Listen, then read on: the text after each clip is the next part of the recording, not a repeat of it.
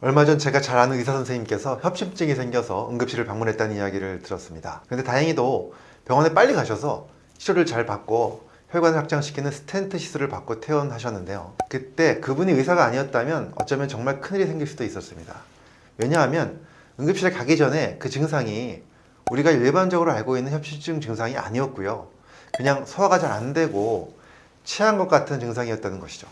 자, 의사가 아니었다면 아마도 그냥 소화가 안 돼서 그런가 보다 이렇게 생각하고 소화제 챙겨 먹고 그냥 집에 있다가 하마터면 심장마비가 올 수도 있었던 것입니다. 그래서 오늘은 제가 우리가 잘 모르고 지나갈 수 있는 심장이 보내는 아주 심각한 증상 7가지를 정리해서 말씀드리겠습니다.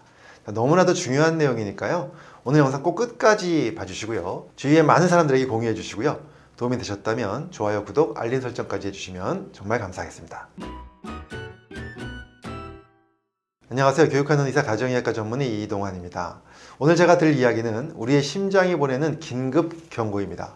오늘 영상을 끝까지 시청하시면 평소에 우리가 아무렇지 않게 지나갈 수 있는 증상들, 체증이겠거니 또 오십견이겠거니 하는 넘길 수 있는 이런 사소한 증상이 사실은 심장 혈관이 막히기 직전의 최후 통첩이었다는 것을 알게 되실 겁니다. 자, 그럼 협심증이란 정확히 무엇일까요?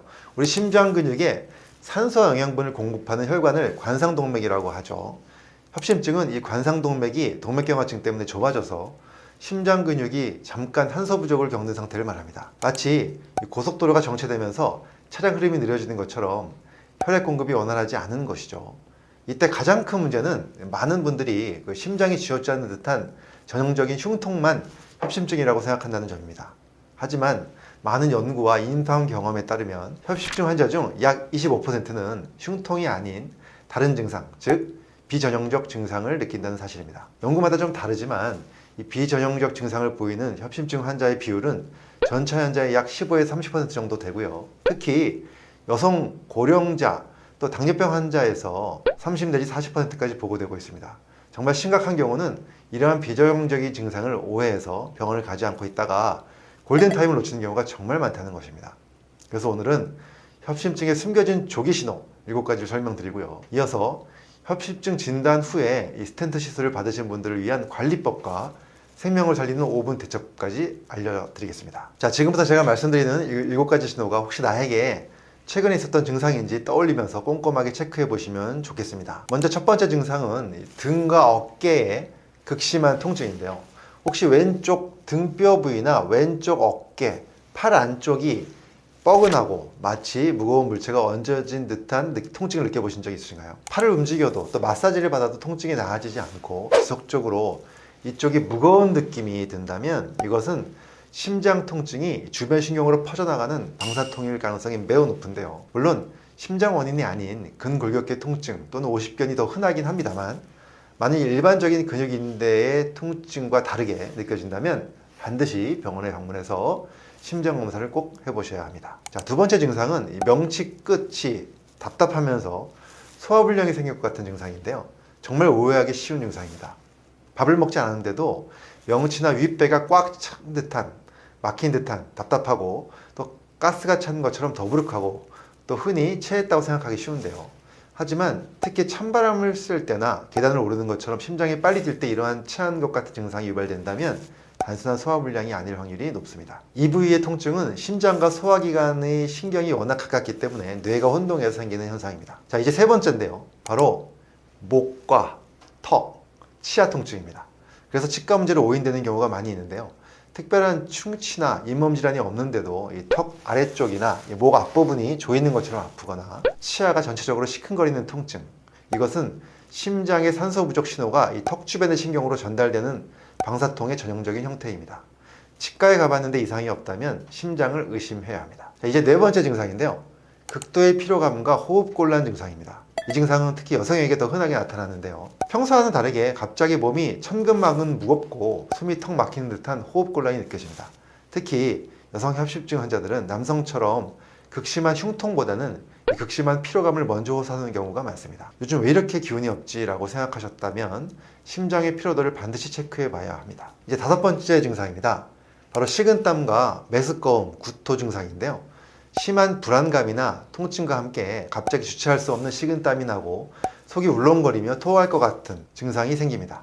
이것은 위주신경이 자극되면서 심장이 괴롭다는 신호를 온몸으로 보내는 일종의 쇼크 증상입니다. 그래서 바로 응급실을 찾아가야 하는 상황이 되는 것이죠. 자, 이제 6번째 증상인데요. 밤에만 발생하는 야간 발작입니다. 즉 잠들려고 누웠을 때마다 새벽에 갑자기 심장이 조여드는 통증으로 깜짝 놀라 깨는 경우인데요. 밤에는 부교감 신경이 활성화되면서 혈압이 떨어지는데 이 혈압 변동에 심장이 취약한 경우 발생되는 현상입니다. 이렇게 자고 있을 때도 우리의 심장은 경고를 보내고 있습니다.